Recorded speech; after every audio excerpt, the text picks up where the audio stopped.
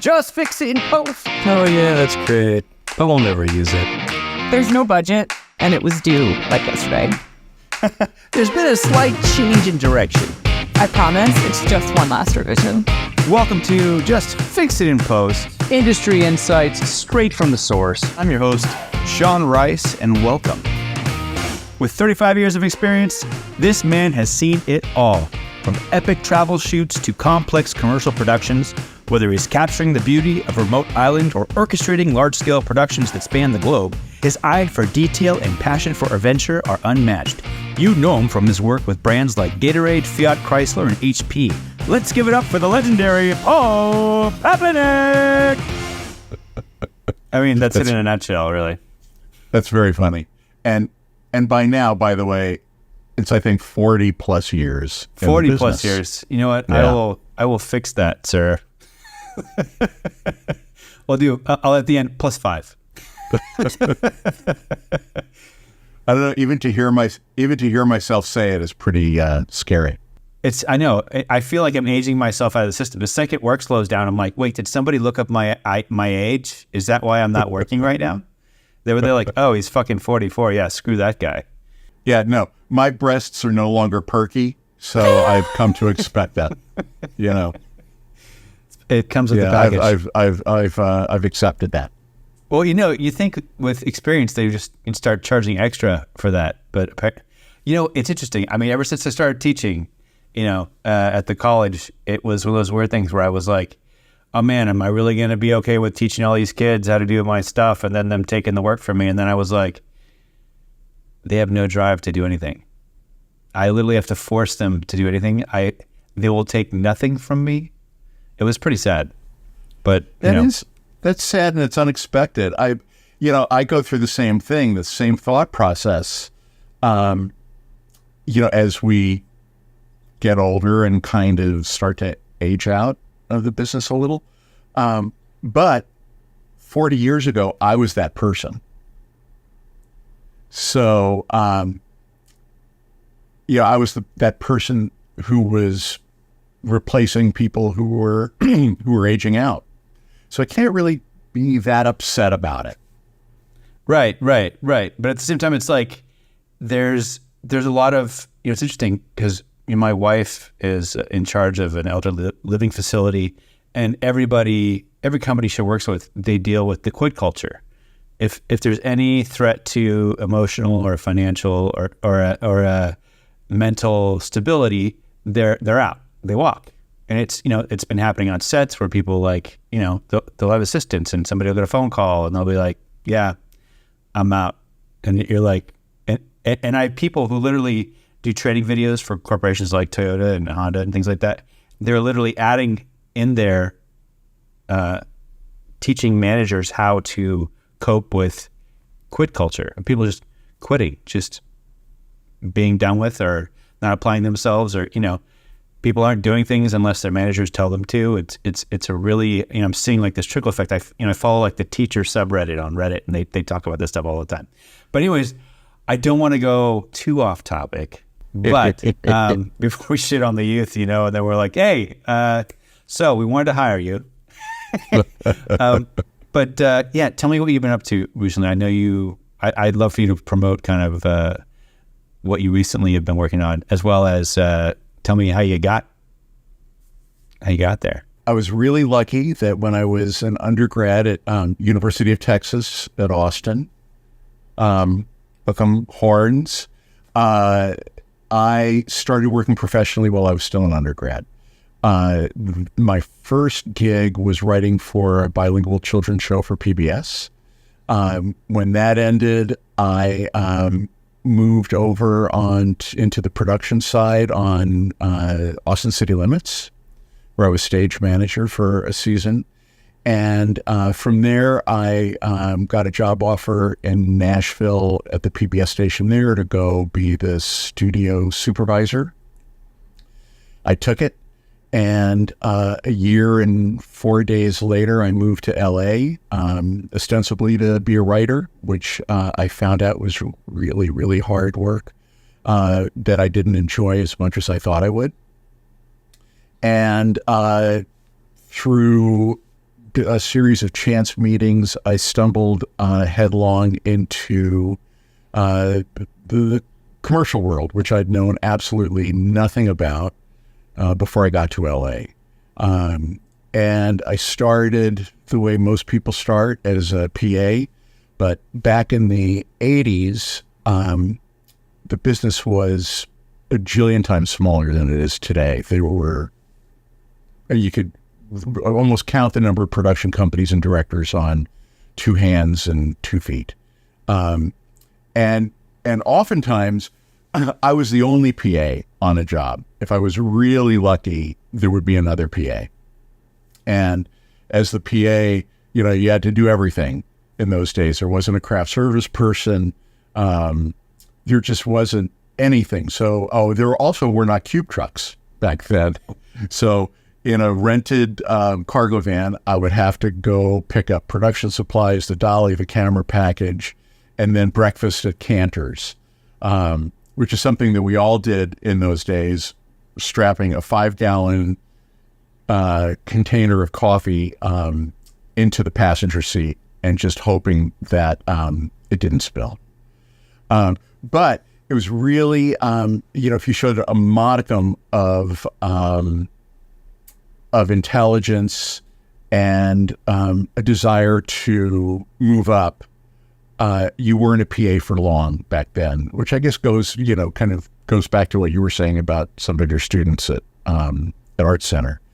And I moved up pretty quickly to being a production manager. Then I started producing, and my first producing gig was producing the corporate videos, the corporate commercials for Hyundai's introduction to the U.S. market. And that was, I think, in 1980 something, early 80s, mid 80s. And I kind of haven't stopped since. But the one constant through the 40 years has been a concentration in automotive advertising and content, which kind of brings me to the most recent thing the most recent project I've just completed, which was for Motor Trend. It was a documentary called Coding the Car, C-O-D-I-N-G, not coating the car. And it's a short doc about software-defined vehicles and what's happening in China with technology and the automobile manufacturers there. And it was an absolutely fascinating project to be on. Kind of run me through day one of hearing about the project to wrap. Like, what's your job usually involved from start to finish? Well, I have to say, this is the first documentary I've ever done, which is one of the reasons I embraced it so hard, because it was something new to me. But at the end of the day, producing is producing, no matter what the project is, and you figure it out. But I was called by Motor Trend, I guess in April of this year, and asked if I would do this project, which would require some time in China and potentially Germany and Japan as the original concept was presented, interviewing car manufacturers, tier one suppliers, analysts, and consultants. And the biggest challenge presented by this project was figuring out who to interview and then lining up those interviews and then trying to figure out a time frame that worked with everybody.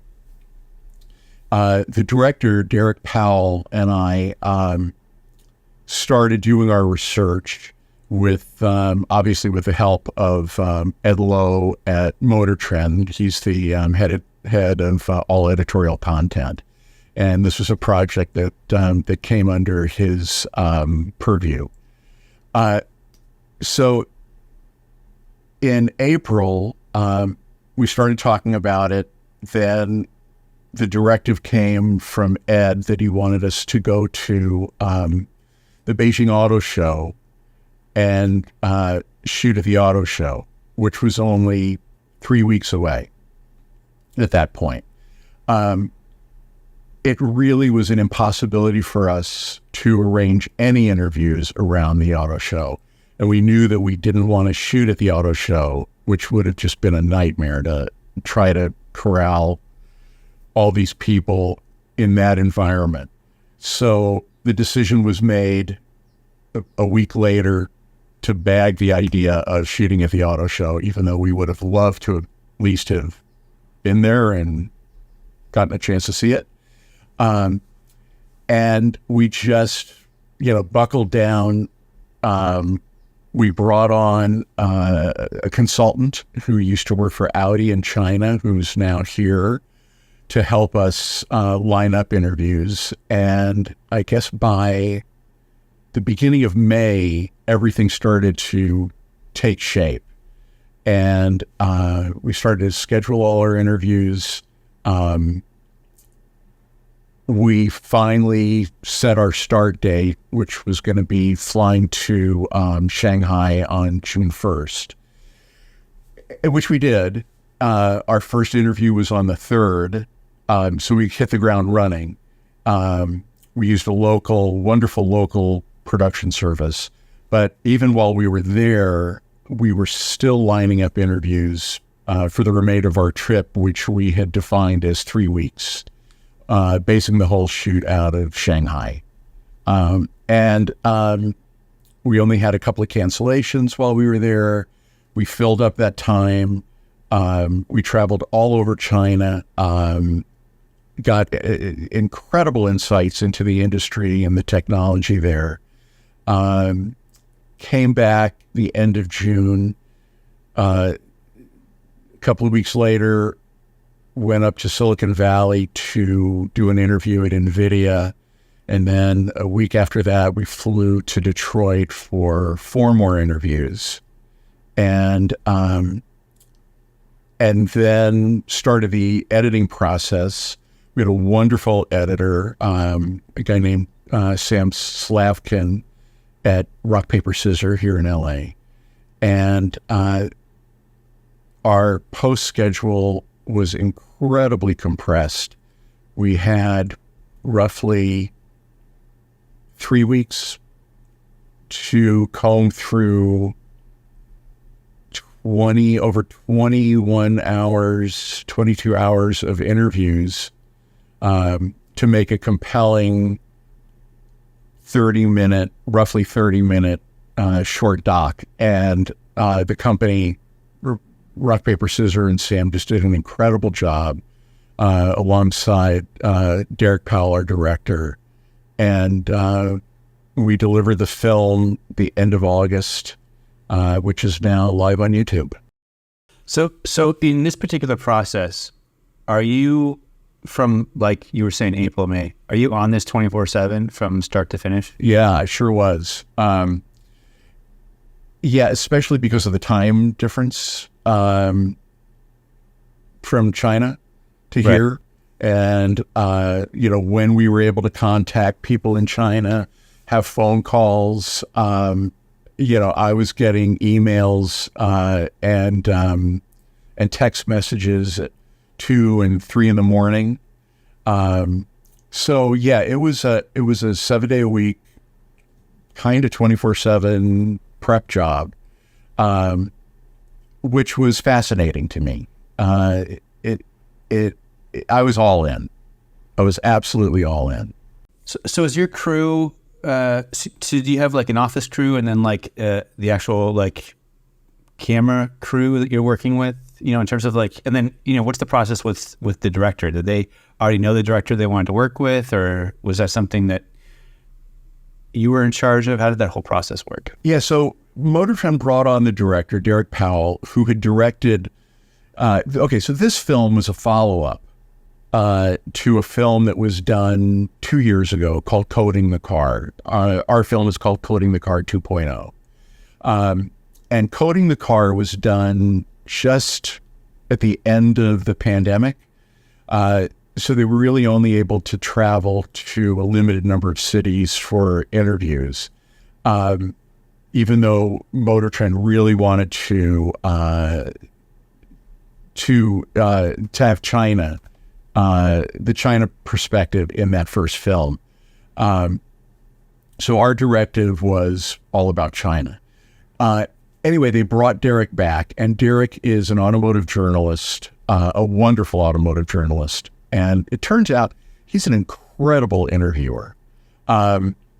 And once we had everybody lined up, Derek just went nuts on all of his research, arrived in China with a 3-inch thick binder full of background on every person we were going to interview, had all of his interview questions laid out that he composed for each individual, and just was beyond fully prepared. And he and I work hand in hand in setting up the interviews and finding the right locations to do the interviews, most of which were dictated by the people we were interviewing. But then within that, where were we going to go? In terms of crew, on the first film they did a couple of years ago, they took a crew with them. They took a director of photography and a still photographer from Motor Trend. We couldn't afford to do that, and I also didn't think it was very efficient, and I didn't really feel like it was a good use of my time as a producer, because I was working alone. I had no support crew whatsoever, other than the head of production, the executive producer at Motor Trend. But what I didn't want to do is try to hunt down individual crew members wherever we were, to be our crew, and then to take a DP with us, which we really couldn't afford to do. So I went on the hunt for production's one-stop shop production service, where I could get DP, all the supporting crew, and all the equipment, and then just have to basically have made one phone call, and then at the end of the job, write one check, rather than a jillion, having to, find a jillion people and write a jillion checks. So, when I've done jobs overseas, there's usually like I forget the term, like a handler or somebody that's local that speaks to fixer. So are you dealing with a fixer through this process? So I researched production services in China, Silicon Valley, and Detroit, and for each location, I sent out bid queries to at least 3 different production services, and then looking at their reels, at the quality of their work, and of course their bids. Derek and I made decisions in each market for who we would go with. And those people were also working as our fixers. So, when we arrived in Shanghai, for instance, the morning following our arrival, we had a production meeting with the guy that owned the production service that we had decided to use. And by that time, he had already assembled his entire crew, who were with us for the entire 3 weeks that we were in the country. So how many people are you running with when you're over there? Not many. We had an A and B camera operator. We had a DP and a B camera operator, a sound mixer, somebody to handle lighting, and then a a person who acted as a DIT, a digital imaging technician, and just all around helper. So, that was it. And then Derek and myself. So it was very small, very compact. And that was for two reasons. First of all, it's what we could afford. Actually, okay, three reasons. It's what we could afford. It's really all we needed. Did I say sound person? I think I did. Yeah. And last, the thing that we did not want to do was walk into an interview with somebody who was not used to doing interviews with a huge crew that they might find intimidating. So we went in with the bare minimum of what we needed, and it worked out great. It enabled us to be really nimble, to move quickly, and we just didn't need anybody else. It was the kind of the perfect arrangement.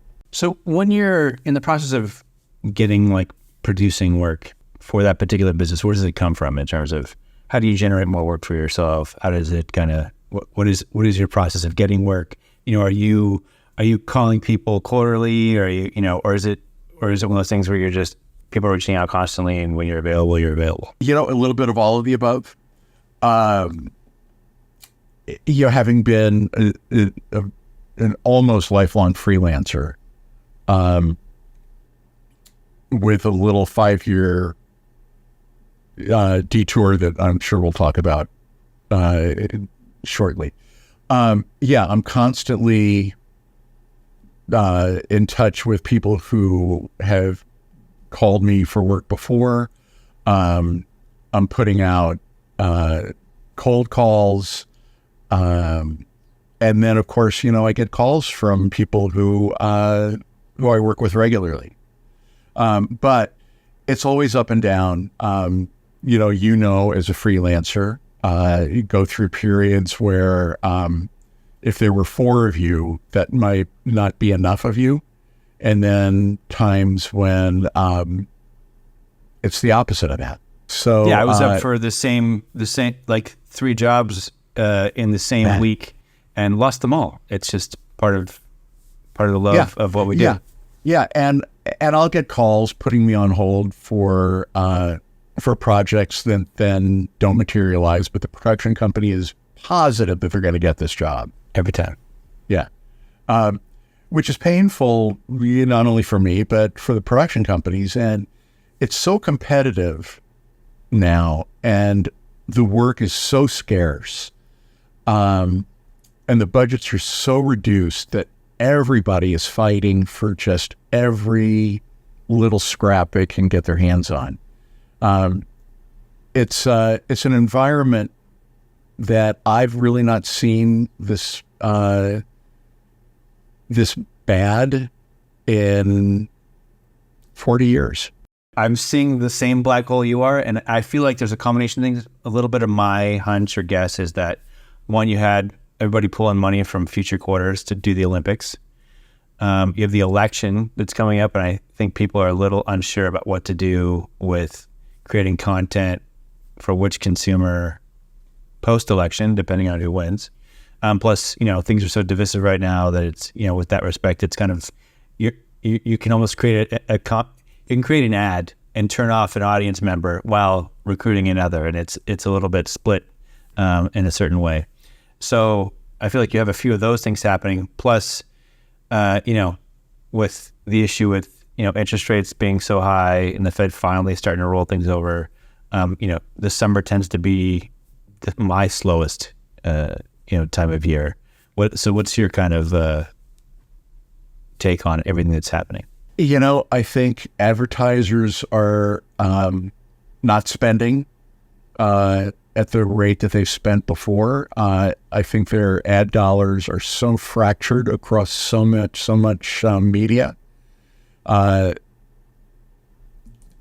think for a lot of advertisers, it's like throwing darts at a board and hoping something sticks. So they reduce their spend on broadcast media, increase their spend on social until that stops working. And then, they up their budgets on out of home, until that stops working. I think nobody knows what the answer is today. Right.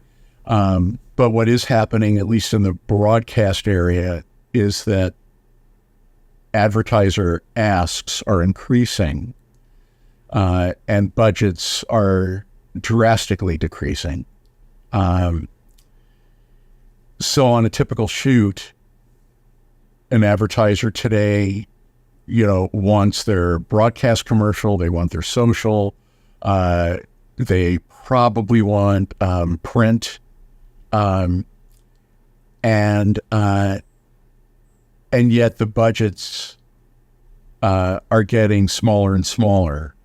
The expectation is the same production value that they would get if they're spending $1 million instead of $250,000, which puts everybody in quite a quandary. Everybody's trying to figure out how to do a job and stay in business, and be asked back to the party. So, Sean, I don't know where the business is going right now. I'm on a daily basis kind of amazed that the highway isn't littered with the carcasses of dead production companies. I don't know how people are staying in business. I don't know how directors, of which there are thousands today, Right. I don't know how they're making a living doing one or two projects a year. If you're not at a top tier company like MJZ or RSA or Radical, and at those companies, if you're not in the top 5 out of 30 directors, I don't know how you're staying in the business. Right. And I know that sounds like so totally negative, and but it is kind of the reality, and I'm just amazed that the business has gotten to where it is today, which makes my relationship with Motor Trend, to me personally, that much more important. Right. Because it takes me out of that and into a totally different production realm. Right. It's not quite as dependent on ad dollars. With budget shrinking and the asks becoming greater and the work becoming fewer for the moment, what do you see the solution kind of being? I mean, for me, when I look at this, in the past, it seems like, you kind of need like a market crash to kind of like reset expectations and kind of reset the system, get rid of some people at the top, make room for people that have new ideas in the beginning type of thing to kind of change things up. And kind of get rid of the dust a little bit and refresh things. And now it kind of seems like the system we thought that might break from prices coming, to the point where like, if you cut out the safety guy or the stunt guy to do the shot, and somebody gets killed, and then it's, an insurance thing, and then they're out of it, it's like people learn from these mistakes of where they've cut, and then there's eventually mistakes and stuff falls through the cracks. And it's like, it always seems like now there's somebody else to kind of, if that guy won't do it, somebody else will, type of thing. And so the what people will do for less keeps getting lower and lower and lower. I mean, people will always try to find a way to do it. Right. You're 100% right. If production company or director A doesn't take the job, there's somebody else who will absolutely take the job. And in today's climate, it could be a guy named Joe in his living room who happens to own, a red Komodo, or, or some other camera or a really good iPhone. Somebody is going to figure out a way to do it. Your comment about, safety and what gets cut is certainly a concern when people go that route. I came up in a highly unionized environment. And although I've certainly done my share of non-union, but, across all those productions, safety is always the first concern. And, as a producer, 99% of the time, we've had no input on the budgets we're given with which we have to produce the job. We're called in after the job is awarded. After the job's been cost consultants to death. Yes, that too, in many cases.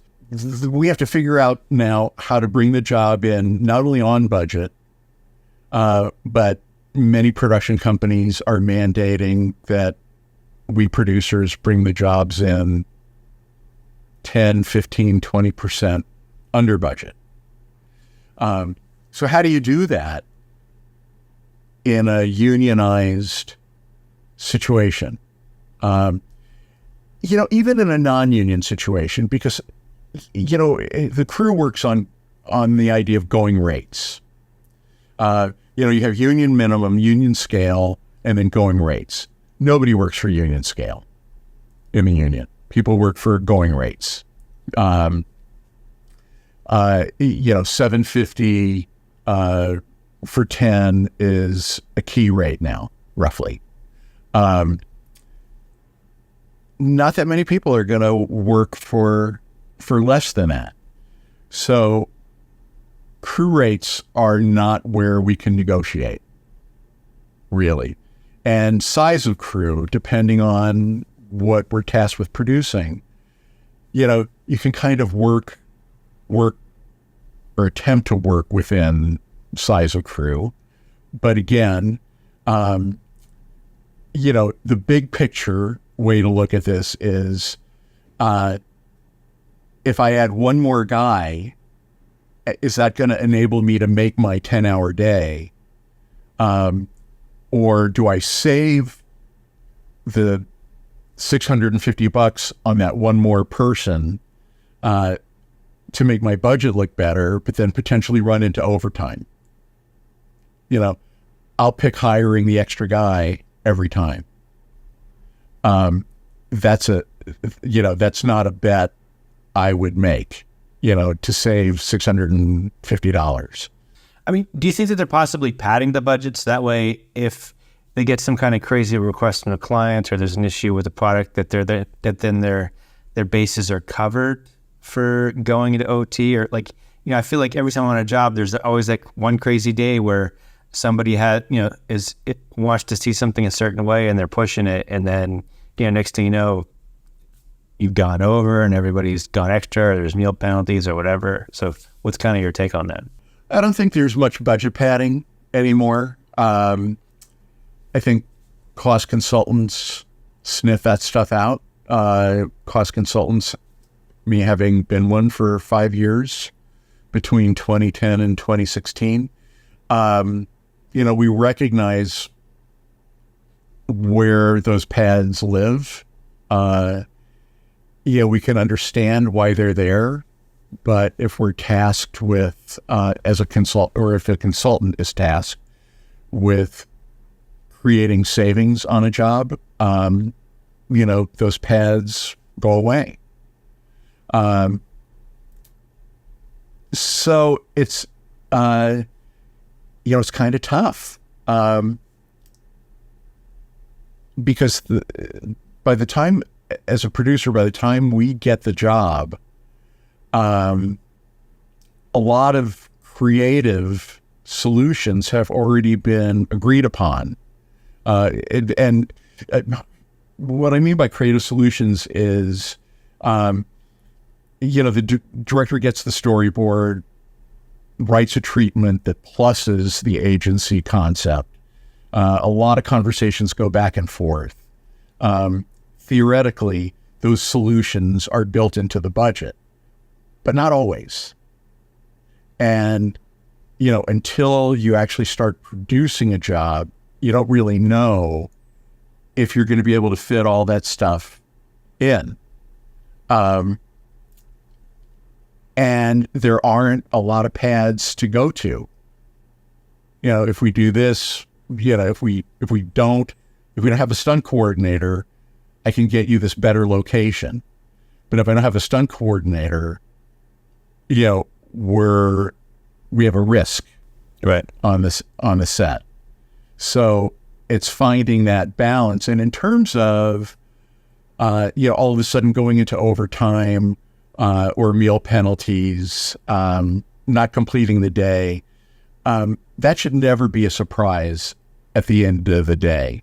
A producer should be able to see the future and instinctively know that the pace at which the day is going is either really good or is going to cause problems. And then, what is it that's causing the day to go bad? Is it that the client keeps changing the spec?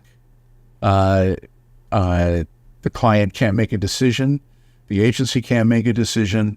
And the producer has to control all that, and can't just let that stuff happen without there being a consequence that the client and agency have to deal with, a monetary consequence. So you find yourself in a position a lot of the times where you basically have to say no in a way that makes everybody happy and seem like they've won. Yeah, exactly. When I started producing in the 80s, producing was very nuts and bolts, hands-on. You actually produced the job. You rolled up your sleeves. You were very involved on a day-to-day, minute-by-minute basis in all the minutia. The bigger the jobs got, and the more sensitive the budgets became, the job of producer became much more political, I guess. The producer is the center of the storm between the director, the production company, the agency, and the client. And, the agency and client don't always arrive at the shoot seeing eye to eye on everything, right? So the producer is the facilitator of communication around between all those people. And the producer is the reality check, or should be anyway, the reality check. And sometimes it's a less enviable position than not having to be that person. But that's what we do. And at the same time, we are watching over the budget and we are watching over the bigger picture. But the minutia is really left up to the production staff, the production manager, production supervisor, the assistant production supervisor, the coordinator, the key PA, the office PA, all those people are the people I have to trust to keep everything in line while I'm dealing with politics. To you, what's the biggest factor in terms of keeping the vibe on the set positive and everybody motivated? What's my God. the one? Yeah. Well, listen, if as a producer, when a producer starts to panic, or outwardly shows their panic, the shoot is absolutely doomed. You're fucked. So, will, I can only speak for myself. I try to stay upbeat. I'm kind of known for being really super calm in the middle of a storm. Yeah, you're really good at walking up to me and saying, yeah, so the thing we've been planning for the last 2 weeks, that's not going to happen. Or Yeah. when I literally brought my wife on as the caterer on the job in Oregon to literally be like, it'll be easy. We got like 5-person crew, no big deal. And then she goes to the shower to get ready because, it was during COVID. So we literally had to get all the meals ordered from the restaurant, the day before to make sure they were all ready. And then you call me up. Yeah. The model and makeup artist and the entire crew that was going to do happen on the second day. It's happening on the first day. So make sure you add 8 extra people to your crew and make sure they're all fed throughout the day. And I was like, my wife came out. I'm like, I know I told you like things don't change as much, but there's going to be 8 more people tomorrow. So we're going to have to kind of, it's just always being on your toes. It's a crazy situation to be in. But I did it nicely, didn't I? You did. Very calmly. Things are always going to change. A shooting schedule, we always try to stick to it, but in many instances, the shooting schedule is a little bit better than a suggestion. And we always have to be ready and thinking about what are we going to do if X happens. And, we just do our best to roll with those punches. And at the same time, making sure that everybody on the set feels supported. And that's, the director, the agency, the client, and most importantly, the crew. And supporting the crew is maybe the most important thing. Because they have to know that you have their backs. I had a situation, and before I tell you this next little anecdote, all that said, a set is the opposite of a democracy. There has to be somebody who's, you're a pirate, basically. Who's in charge. Yeah. And the moment that person looks like they're not in charge, again, you're doomed. So I was on a shoot, a big car shoot in Canada. And we had a key grip who just felt that us having him on the set was our privilege. One day at 2:00 in the afternoon, he left set because he had Garth Brooks tickets. He was like that kind of guy. And we had one scene, it was an end scene to one of the commercials, where it was a couple and they had set up a tent along the shore of a river. And it was at exactly the right moment in, twilight with their car parked next to the tent. And there was a location that the director desperately wanted, but it just really didn't look like we could make it happen because of a company move. So we found another location that we agreed on, and the director just was not happy about it. But we got there, we set up the shot. We were waiting for that right moment of light. And the director turns to me and says, you know what? I hate it. I just hate this location. It's breaking my heart. Can we get to the other location? I said, well, we can try. And I'm happy to try, but we may not make it in time for your perfect light. And he said, I'm absolutely willing to take that chance. So as fast as we could, we packed everybody up. We ran to this other location, which was quite far away. We got there. Everybody busted their asses. We got set up. the light was just at the perfect moment. And at that moment, just out of the blue, here comes a canoe with two people paddling down the river, right into the shot. And of course, you couldn't recognize the people. So it was like the perfect additional piece of production value that we hadn't planned on.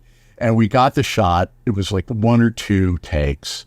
We all breathed a huge sigh of relief.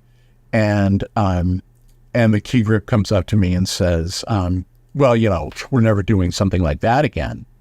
I said, well, like, what do you mean? He said, well, a move like that, we didn't agree to make a move like that.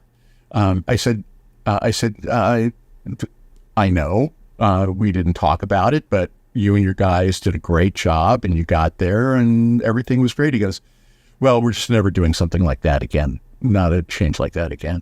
I said, well, you know what? It's not a democracy and you don't get a vote. So, and I said it just the way I'm saying it to you. It wasn't scolding. It was very factual. Which just speaks to, going back to your question about how do you maintain that positive attitude on the set and how do you make sure everybody stays behind you, as you lead the charge. It's, it all comes down to respect and letting people know that you have their backs. So where do you see the future of all this going? Where do you if you had to foresee the next 10 years with what you're doing, and I guess we'll kind of wrap this into the same question, does AI play into anything that you do in terms of any aspects of producing or content creation or? If I had a crystal ball, I'd be living on an island someplace without a care in the world. But I don't, which is me saying, I have no clue. I have no fucking idea. There's a big AI scare in both of our worlds. Is AI going to replace photography? Replace the job of a photographer? I think there's a lot of validity to that concern. But at the same time, a personal vision still, I think, trumps anything that AI can dream up for now. In terms of the motion world, the live action world, the animation world, I think there are some very valid concerns about AI taking jobs. Storyboarding is a really good example. There are any number now of websites that will produce animatic, hand-drawn looking storyboards or animatics even. That puts a lot of people's jobs at risk. In terms of the bigger picture, I just don't know. I don't know if advertisers, how fully they want to embrace AI from a cost savings. Probably a lot, ultimately.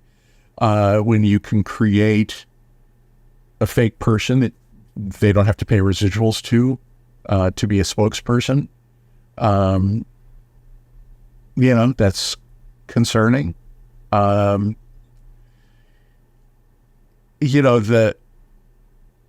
world has changed so fast in the last 4 years, 5 years, that I don't know that people have had a chance to really adjust the way they do business yet. In the TV commercial world, it's still they're still doing this. This is the same way they've been doing it since before I was even in the business. The agency the client sends a brief to the agency creates a bunch of different concepts. the client signs off on one, the agency bids 3 production companies, one of them wins the job. It's a business model that has worked for decades, but I'm not so sure it's a business model that's valid anymore. Right. I don't know I haven't a clue as to what would replace it. But I do know that it's not working for the majority of people in the business anymore. Right. Yeah. Yeah, I don't know what the answer is, Sean. It's interesting. It's interesting to contemplate.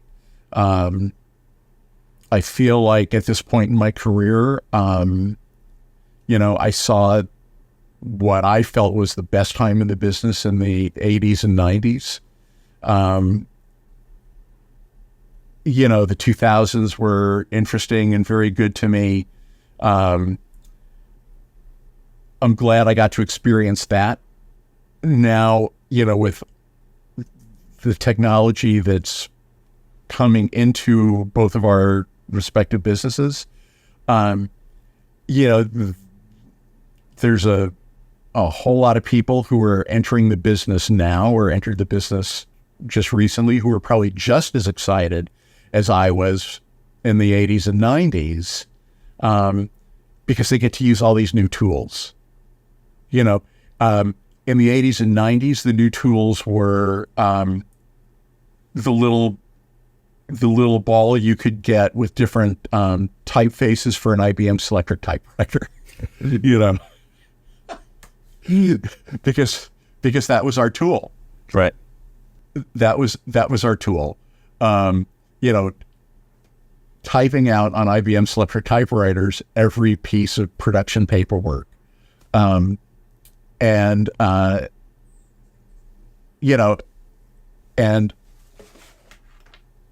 calculators, which I still use, like every day. I still use a hand calculator. So, now there are all these new tools that I, even at this stage in my career, I find exciting and interesting. I just don't know how all these tools are going to impact what people in our business do and how they conduct their work on a daily basis. I don't know. And I don't know that anybody knows. Right. I think, last year, AI was, the huge buzzword in the creative community. And I think some advertisers dip their toes in, but it certainly hasn't taken over the business in a wholesale kind of a way yet. So, why is that? Why do you think that is? I think the primary concern is do we own everything that we just created? And if we can't say that we can't, it's a legal issue, it sounds to me at a certain point. I know that there are companies that are creating content for specifically commercial purposes using their own AI generated software, so they have full ownership of everything that they're creating. But in terms of the general state of the industry, I'm not 100%. I think it's something where, I'd love to get a specialist on to kind of talk through that, and maybe somebody in the legal field would know, this particular ins and outs of how this is working and how it's not working. But I think part of it is that, I did some work on some stills on a movie particular thing, and they were very cautious in saying don't use generative on it, any of the stuff that you're doing for us, and then of course I'd done things the way that they wanted, and of course it looked horrible. So it was one of the things where, these are the generative options, and then it was like, all right, maybe we can make an exception for this one.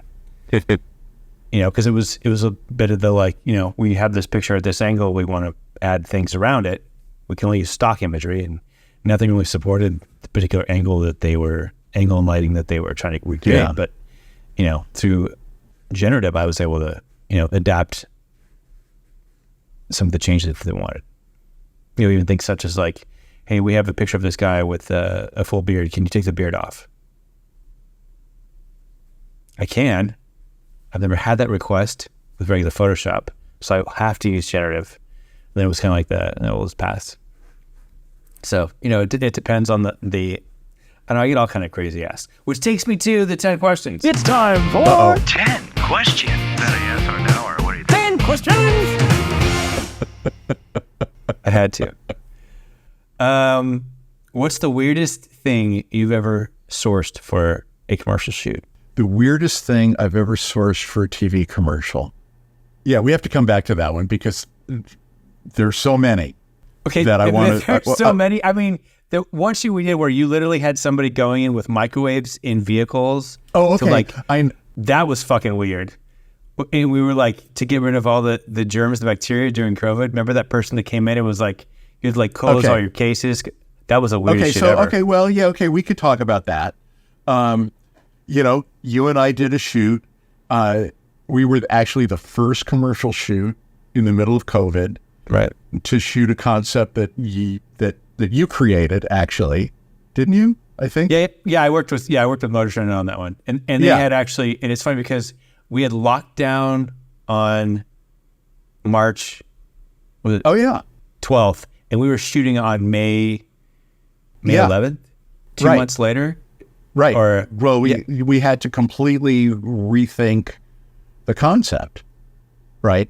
Yeah, and there were people that were turning me. People I reached out to hire that were literally like, "It's too soon. I won't do it." So we went out on that shoot to Moab, Utah, where I wouldn't let anybody fly. I made everybody from LA drive, but there were no COVID protocols at that point. Right. So we didn't know what to do.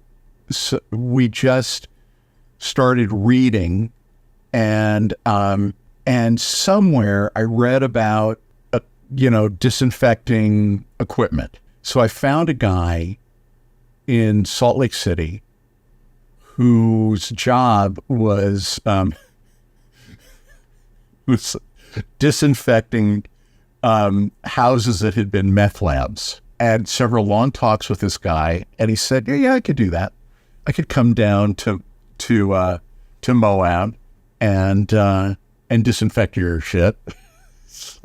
And then, and of course we had, the requisite masks, and, we hired a medic who would take our temperature every day, as you remember. But then like 3 days before we were going to Moab, I was reading an article about a guy in Washington State who had a bathroom trailer with 12 sinks, and he used it for firefighters fighting forest fires. And I thought, that would be a good thing to have. So I called him up. We made a deal within minutes for him to hook up his trailer and meet us in Moab day after tomorrow. And then we taped off every other sink, so no two people would be washing their hands at the same time. I mean, at the same time. I remember the X tape. Yeah, right next to each other. So yeah, that's way high at the top of the list of strange things that we've had to get for a shoot, for sure. Because again, we were just pulling those solutions out of our butts. We had no idea. Yeah. And I had T-shirts made, I don't know if you remember, that had a two-pointed arrow, and it said 6 feet. We had ended up having a crew of about 35, and to our credit, nobody got sick. Yeah. And we were all concerned, but at the same time, I mean, you had crazy security, and wasn't he getting issues? Weren't they getting issues with people that wanted us gone? Well, we had a truck broken into, as I recall, at the hotel. I don't recall somebody trying to get us out of town. I think my recollection is that everybody was really happy to have us there because we were 35 people who would be going to restaurants. Well, the hotel was, yeah. Yeah, the hotel was, for sure. Yeah, I remember it as a pretty positive experience, except for that little truck break-in that happened. I think the second to last night we were there. Biggest production challenge you've faced? That Moab shoot was pretty big. That's great. In the history, which which obviously you remember, the first iteration of that job was a big night shoot with like 2 helicopters and Yeah, that was the original idea that I big pitched. Musco lights and it would have been a crew of like 90 people. But I would have been able to put that in my reel. That would have been those.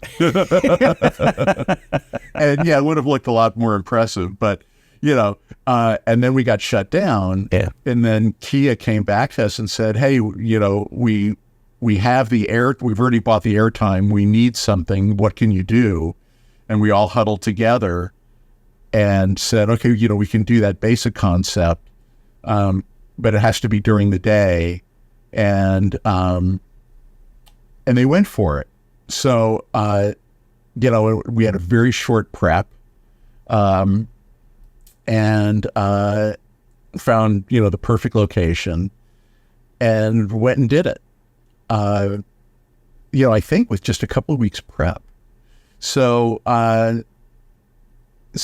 again, in the middle of COVID, I'd say that was a pretty big production challenge to get that off the ground. Director or DP? Who do you love working with the most? Well, I have to say director because those are the people who hire me. Makes sense. That would obviously be the go-to answer for that one. Yeah, it would have to be the director. And all my directors who I work with, that answer was for you. Favorite location to shoot commercial? Any place that's really super challenging to get to. Yeah, any place that's like out in the Netherlands, with challenging weather, that's me. I'll take that any day of the week. Stage shoots are nice. A location at a house in Hancock Park is fine. But what really gets me going is, you need to shoot this in a mountain? I'm there. You need to shoot this in a desert? I'm there. That stuff is really exciting to me.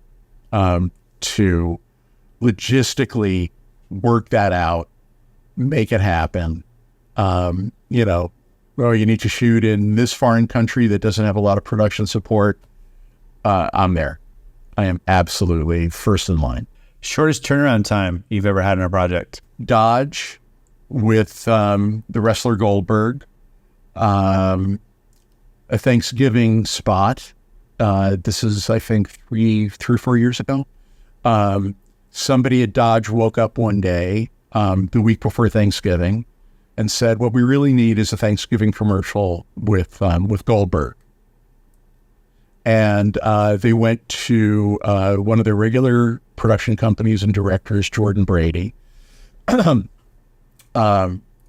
Goldberg had recently moved to a small town an hour northwest of San Antonio, and we had to go to him. He wouldn't come here. And the original concept was he's in a Dodge Challenger, and he's just burning up a country road and twists and turns and here and there, and he comes around a curve and there's a big Thanksgiving table blocking the road, and he gets out and gives his little Thanksgiving punchline. We didn't have time to even send out a scout. So, I had to start doing all the location research myself and researched roads around where he lives, and could not get clearance from anybody to be able to shoot on a road with less than a week's time.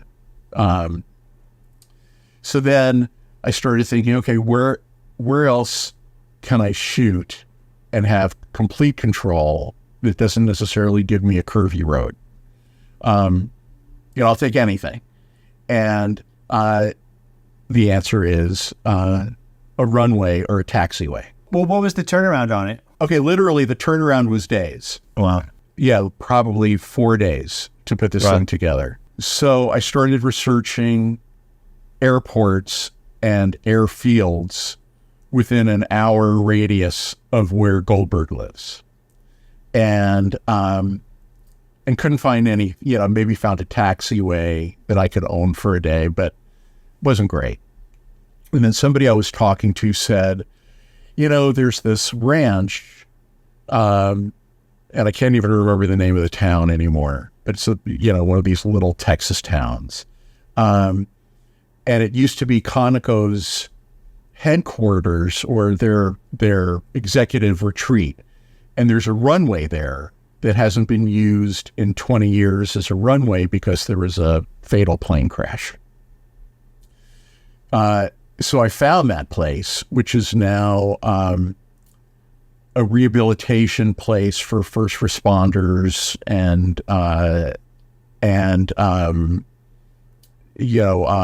military, military personnel who have PTSD or substance abuse problems. I left a message on their 800 number, like at 9 at night. And a half hour later, got a call from them. We had a conversation. And the next morning, he sent me photographs of the runway and a wonderful curvy driveway leading up to the place. And we were there 2 days later. And the really nice part of this story, and I know this completely diverges from your original question, but I'm going to tell the story anyway. Good. The head of PR said, you can do this here. We won't even charge you. There's only one requirement, and that is that Goldberg comes into our dining room at lunch and talks to all of our residents.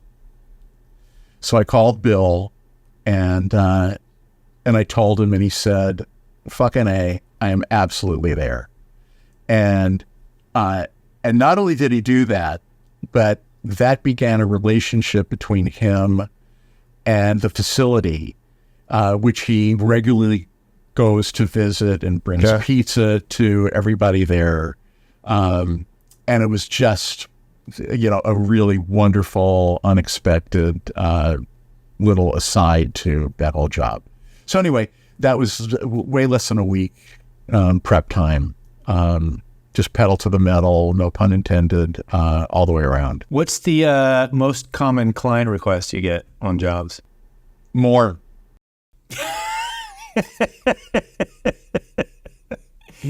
More. We want more. We want more. Or can we do one more take? One more take. Always one more take. Yeah.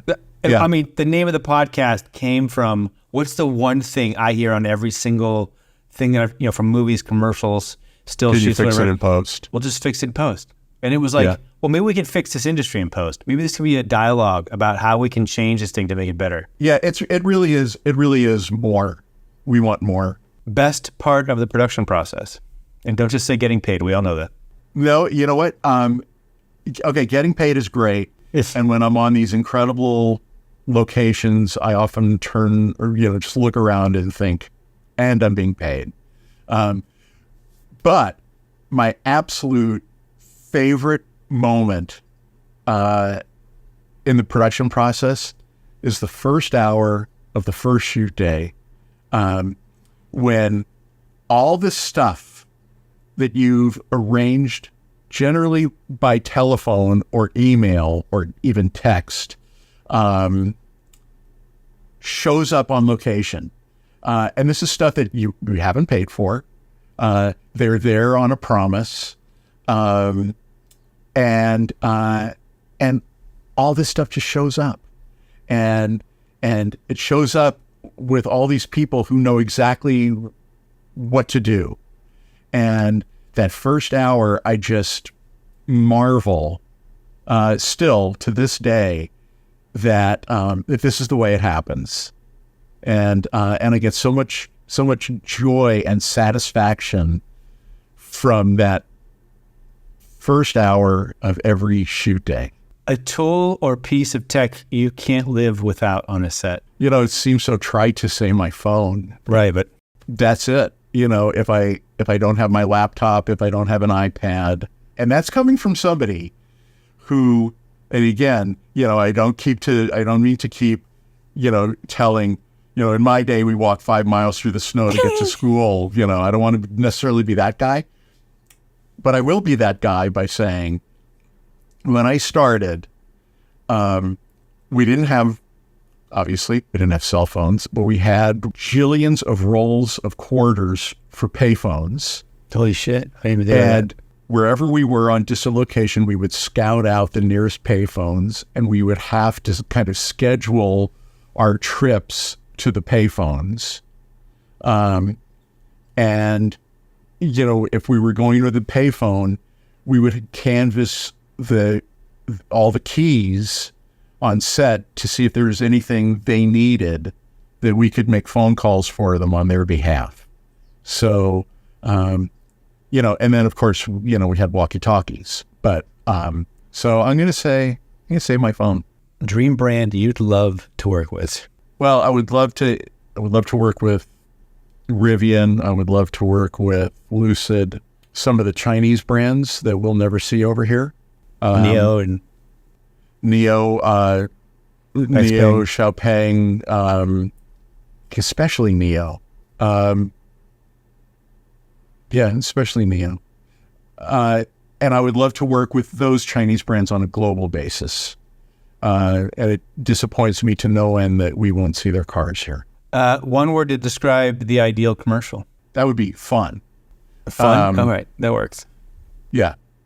But, from a finished point of view, from a what we accomplished point of view, I would hope that word would be effective on behalf of the client. So what would you tell your younger self about what you do now? It's kind of the advice I still give myself, I think, on a daily basis. Don't take things personally. Know when to say no. Don't bring work home, I think is really important for those of us in relationships or marriages. Make a very clear distinction about when work begins and ends, and set boundaries. And all of those responses are because as freelancers, we think we can't do any of that stuff. Or we're made to think we can't. Because if we do all those other things, we might not get hired again.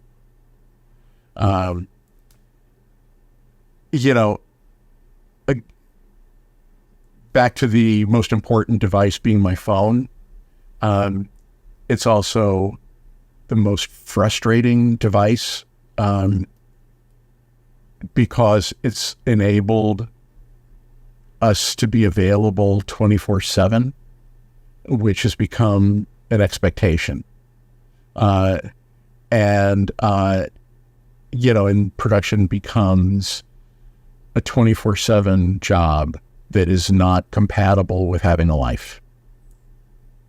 So, I think what I recognize now is that that you can do both, and you may even be more respected by the people who have hired you for being able to set boundaries and maintain a life that's separate from production. I have a saying that I live by. People will respect you just as much for what you will do as for what you won't do.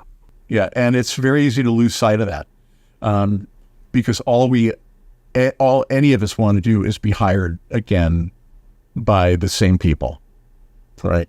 And sometimes that works out, and sometimes it doesn't work out.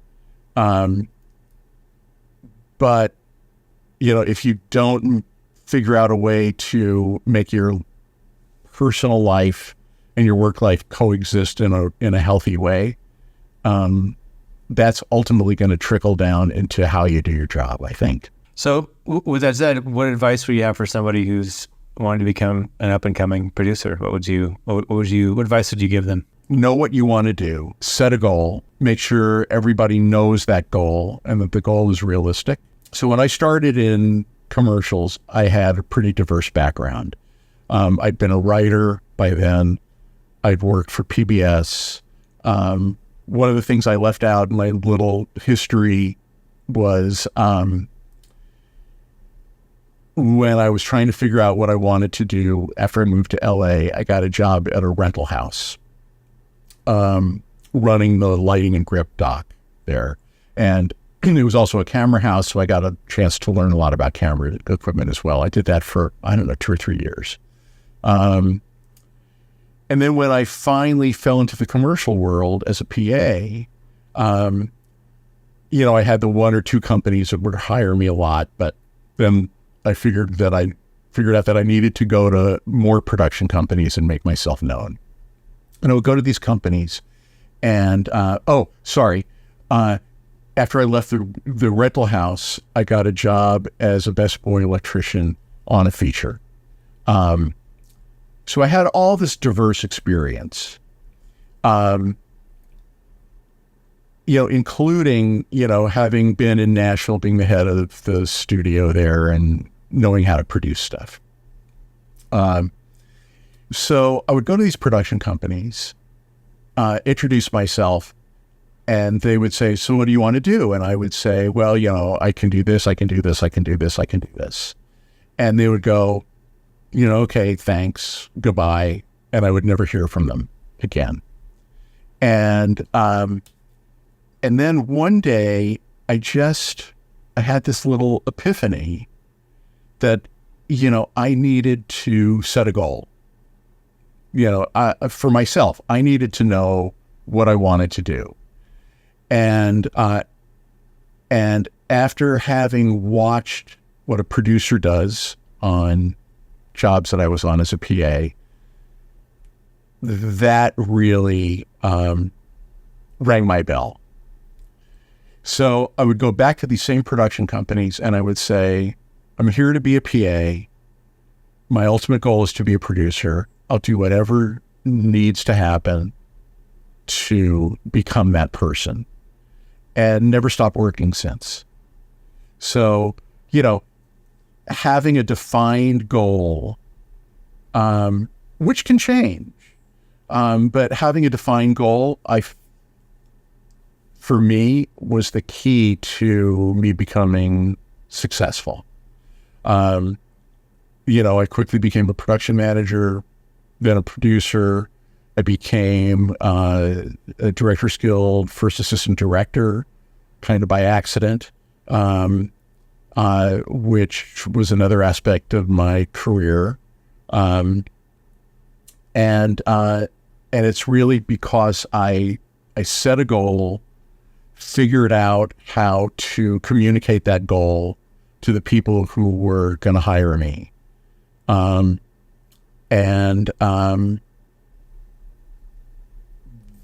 That got me to where I am today. So that would be my advice. The other piece of advice I would give is never stop asking questions. As an up and comer, you want to learn about everything, and it'll make whatever job you ultimately have, it'll make you better at it if you understand things that are even outside of your department. But ask questions of everybody. And if you're asked to do something and you don't really know how to do it, be honest about it. Let somebody know, because you'll be 100% more appreciated for having asked the question than for having gone off and having done something incorrectly. So set a goal, ask questions. You've been shooting a lot of stills lately. Want to dive into what that's all about, mister? Yeah, you know what? I'm really fortunate to have a side hustle. You know, a very, and listen, I view producing as a really creative endeavor. But to me, not quite as creative as being a travel photographer, which kind of came about, again, by accident. You know, I've always photographed. And there was a guy who lived around the corner from us who we became friends with, who was a travel writer.